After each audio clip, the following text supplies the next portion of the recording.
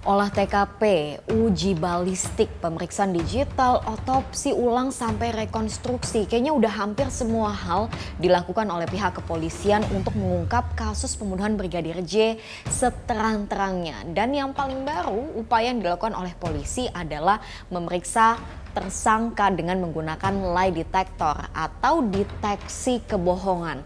Namun upaya yang kali ini justru malah dikritisi karena emangnya akurat, emangnya perlu, bukannya malah jadi mundur dari fakta-fakta yang udah diungkap saat ini. Saya Sylvia, kita diskusi.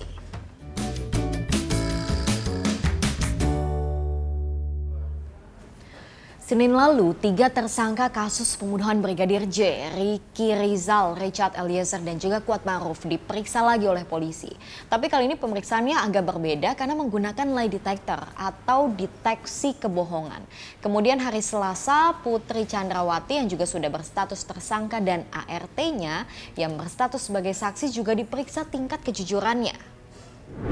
Menurut polisi, penggunaan lie detector menjadi salah satu pertimbangan penyidik dalam memperkuat temuan fakta.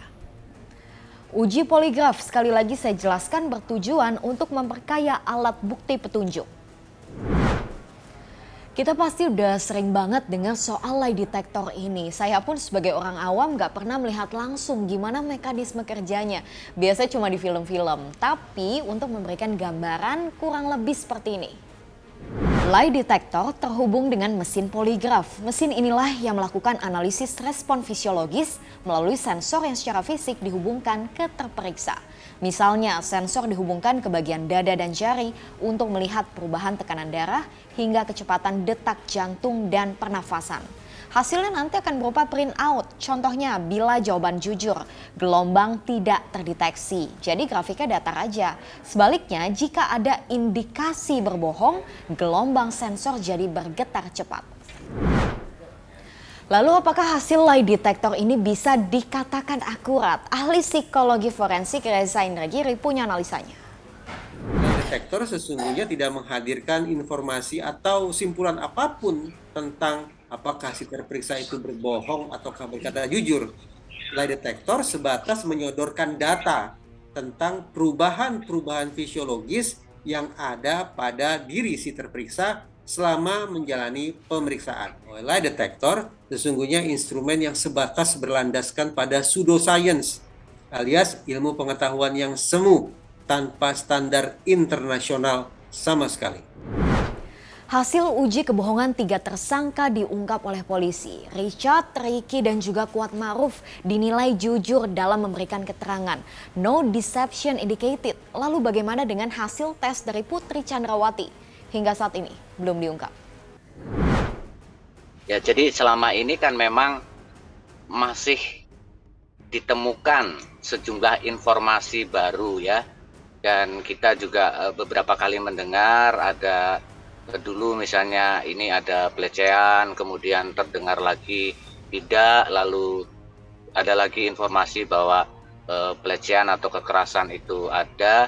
Nah, ini yang menurut saya itu menjadikan bahan pertimbangan bagi para penyidik itu untuk tidak tergesa-gesa menyampaikannya kepada publik.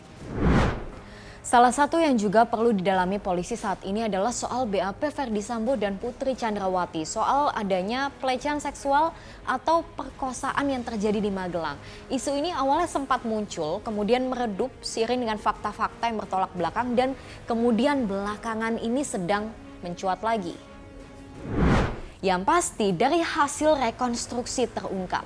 Setelah peristiwa yang disebut-sebut sebagai pelecehan seksual itu, Putri masih bertanya kepada Ricky Rizal, di mana Yosua.